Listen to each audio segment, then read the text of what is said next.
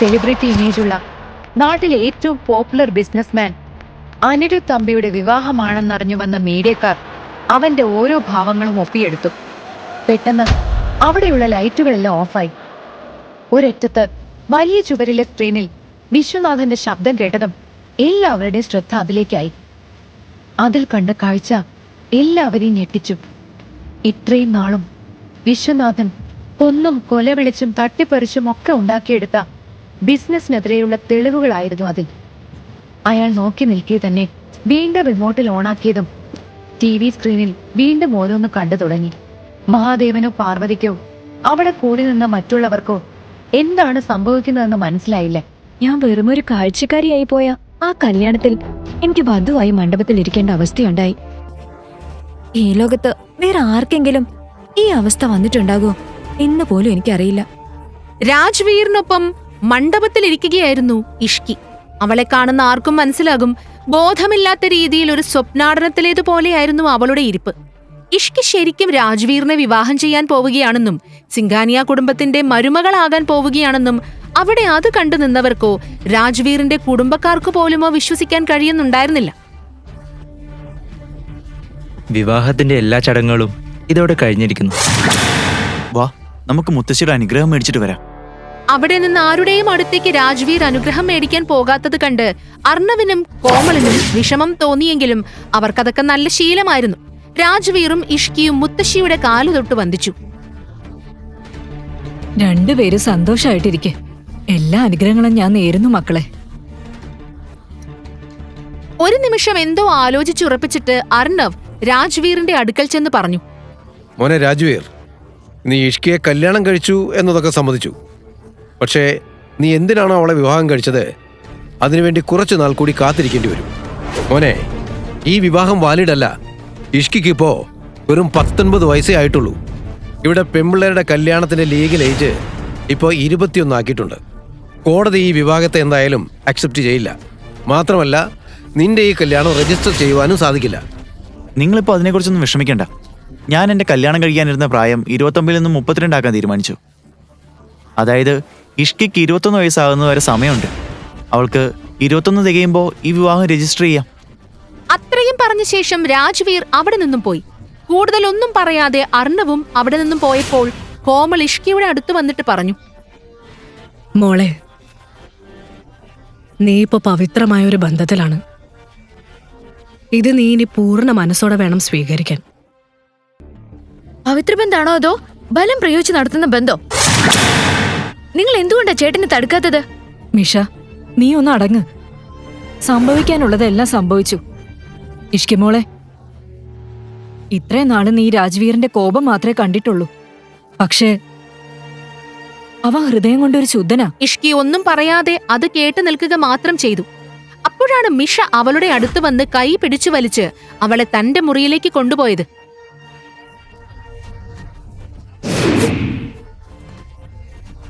നീ ഒറ്റ ഒരുത്തി കാരണോ ഇതെല്ലാം സംഭവിച്ചത്. അതിന് ഈ കാര്യത്തില് ഞാൻ എന്ത് തെറ്റാ ചെയ്തേ? എന്ത് തെറ്റാണ് ചെയ്തതെന്നോ? അല്ല, നീ എന്താ അന്നേരം വാ തുറന്നൊന്നും മിണ്ടാത്തെ? എടി, സംസാരിക്കാൻ ഞാൻ ശ്രമിച്ചതാ. പക്ഷേ അയാൾ എന്നെ തുറച്ചു നോക്കി എന്റെ വായടപ്പിച്ചു. വായും പൊത്തി ഇരുന്നുകൊണ്ട് ഇപ്പൊ എന്ത് സംഭവിച്ചു? നീ അവന്റെ ഭാര്യയായില്ലേ? അന്നേരം മിഷയുടെ മുറിയുടെ വാതിൽ തുറന്ന് കോമൾ അകത്തേക്ക് കയറി. ഇഷ്കി, ഡോർ അടയ്ക്കാതെ. ഇഷ്കി, നീ ഇവിടെ എന്തെടുക്കുവാ? ഇനി നീ ഈ റൂമിലല്ല നിൽക്കേണ്ടത്. ഭർത്താവ് രാജ്വീറിന്റെ മുറിയിലാ. ഇത് കേട്ടതും ഇഷ്കി പേടിച്ചുകൊണ്ട് അലറി. എന്നെ കൊണ്ട് പറ്റില്ല ആന്റി. എന്നോട് ആ പിശാചിന്റെ കൂടെ ഒരേ മുറി കഴിയണമെന്ന് നിങ്ങൾക്ക് എങ്ങനെ പറയാൻ കഴിയുന്നു? നിങ്ങൾക്ക് അറിയാവുന്നതല്ലേ, അയാൾ വീട്ടിലുള്ളപ്പോ ഞാൻ മുറിയിൽ നിന്ന് പുറത്തിറങ്ങാറ് പോലും ഇല്ല. ഇല്ല, ഞാൻ എന്തായാലും സമ്മതിക്കില്ല.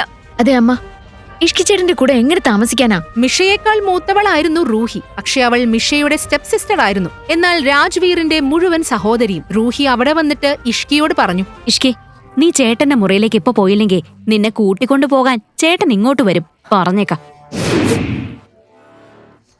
ചേച്ചി എന്തിനാ എന്നെ എങ്ങനെ പേടിപ്പിക്കുന്നത്? നിന്നെ നല്ലതിനാ ഞാൻ പറയുന്നേ. അമ്മ പറയുന്ന പോലെ ചെയ്യ്.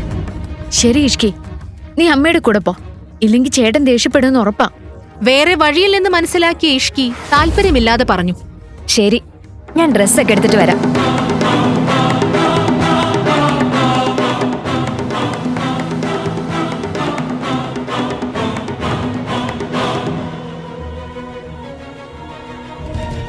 ചെല്ല് മോളെ, അകത്തേക്ക് ചെല്ല്.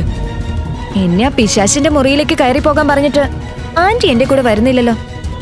അങ്ങനെയല്ല മോളെ, ഞാൻ നിന്നെ ഒറ്റയ്ക്കാക്കി പോകുന്നൊന്നും അല്ല. പക്ഷേ സത്യം എന്തെന്നാൽ രാജ്വീറിന്റെ മുറിയില് ഈ വീട്ടിൽ ആർക്കും കയറാൻ അനുവാദമില്ല. എന്നാൽ ഞാനും അകത്തേക്ക് പോകില്ല. എന്നെ കണ്ടിട്ട് അവൻ ദേഷ്യപ്പെട്ടാലോ? ഇല്ല, അങ്ങനെ ഒന്നും സംഭവിക്കില്ല. രാജ്വീർ നിന്നെ വഴക്കൊന്നും പറയില്ല. നീ പോയിക്കോ, അകത്തേക്ക് ചെല്ല്. ഇഷ്കിക്ക് പിന്നെ കൂടുതലൊന്നും പറയാൻ കഴിഞ്ഞില്ല. ചെല്ല് മോളെ. അവൾ ധൈര്യം സംഭരിച്ചുകൊണ്ട് അകത്തേക്ക് കയറി. ഒരു ദീർഘശ്വാസം എടുത്തുകൊണ്ട് അവൾ മിഷയ്ക്ക് ഫോൺ ചെയ്തു. കോൾ എടുത്തപ്പോൾ തന്നെ മിഷ അവളോട് ചോദിച്ചു, എന്താ പറ്റിയേ? ഒന്നുമില്ല. ഭാഗ്യത്തിന് ആ പിശാചിനെ ഇതുവരെ കാണാനില്ല. അത് കേട്ട് മിഷ ആശ്വാസത്തോടെ ശ്വാസം വിട്ടു. ചിൽ യാർ, നീ അതിന് തെറ്റൊന്നും ചെയ്തിട്ടില്ലല്ലോ. ചെയ്തതൊക്കെ ചേട്ടൻ തന്നെ ഒപ്പിച്ചു വെച്ചതല്ലേ. നിന്റെ ഭാഗത്ത് തെറ്റൊന്നും ഇല്ലാത്തോണ്ട് നീ പേടിക്കേണ്ട ഒരു കാര്യമില്ല. ഓ, അങ്ങനെയാണല്ലേ. നിന്റെ ഉപദേശം കേട്ടാ തോന്നും നിനക്കവന് ഒട്ടും പേടിയില്ലെന്ന്. നിനക്ക് ഇത്രയും പേടിയാണെങ്കിൽ ഒരു കാര്യം ചെയ്യേ, ചേട്ടൻ വരുന്നതിന് മുൻപ് തന്നെ ഡ്രസ്സൊക്കെ ചേഞ്ച് ചെയ്ത് കിടന്നുറങ്ങിക്കോ. മിഷ, എനിക്കെന്താ തോന്നുന്നതെന്നറിയോ? ജീവൻ നഷ്ടപ്പെടാൻ സാധ്യതയുള്ള ഒരു സ്ഥലത്ത് പെട്ടുപോയതുപോലെ. എടി പ്രാന്തി, ഉറങ്ങുന്നത് പോലെ അഭിനയിക്കാൻ നിനക്ക് അറിയില്ലേ? ബെഡ്ഷീറ്റ് എടുത്ത് തലയിൽ കൂടി ഇട്ടിട്ട് ഉറങ്ങിക്കോ. ഇന്നിനി ഇത്രയും ഡ്രാമ കളിച്ചത് മതി. മിഷ മടുപ്പോടെ ഫോൺ കട്ട് ചെയ്തു. ഹലോ ഹലോ, എടി പുന്നാര മിഷേ, നിനക്ക് എന്റെ ഫോൺ കട്ട് ചെയ്യാനുള്ള ധൈര്യമൊക്കെ ആയി അല്ലേ? രാവിലെ ഞാൻ കാണിച്ചു തരാം. ഓരോന്നാലോചിച്ച് ടെൻഷനായ ഇഷ്കി ഒടുവിൽ ഡ്രസ്സ് ചേഞ്ച് ചെയ്യാമെന്ന് തീരുമാനിച്ചു പോകുന്നു.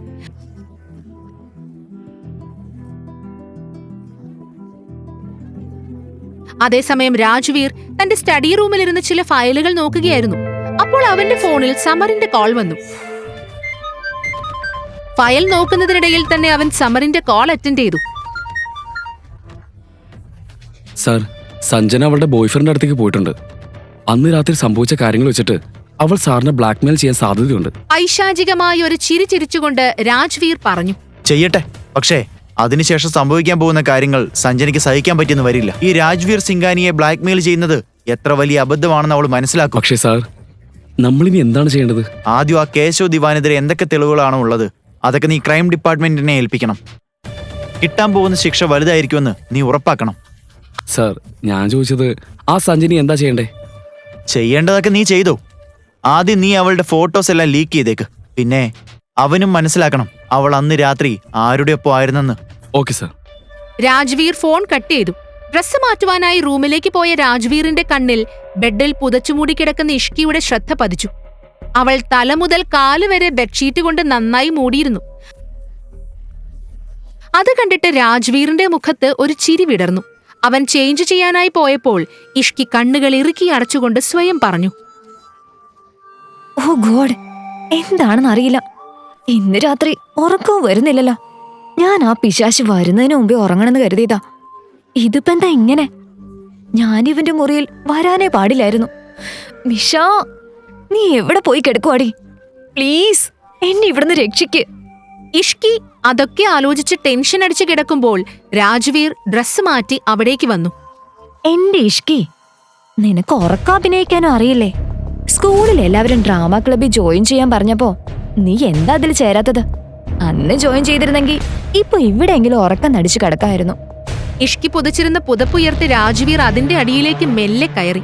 അവൻ അങ്ങനെ ചെയ്തപ്പോൾ ഇഷ്കിയുടെ ഹൃദയം ഉറക്കം മിടിക്കുവാൻ തുടങ്ങി. രാജ്വീർ കുറച്ചുനേരം ഇഷ്കിയുടെ മുഖം നോക്കിക്കിടന്നു. എന്നിട്ട് അവളുടെ ചെവിയുടെ അടുത്ത് ചെന്ന് പറഞ്ഞു. അത് കേട്ടതും ഇഷ്കിയുടെ മുഖത്തെ ഭാവങ്ങൾ മാറുവാൻ തുടങ്ങി. പക്ഷെ അപ്പോഴും അവൾ തന്റെ കണ്ണുകൾ ഇറുക്കിത്തന്നെ അടച്ചു കിടന്നു. ഈ കഥ തുടർന്ന് കേൾക്കുന്നതിനായി ഇപ്പോൾ തന്നെ പോക്കറ്റ് FM ആപ്പ് ഇൻസ്റ്റാൾ ചെയ്യൂ. Link in description.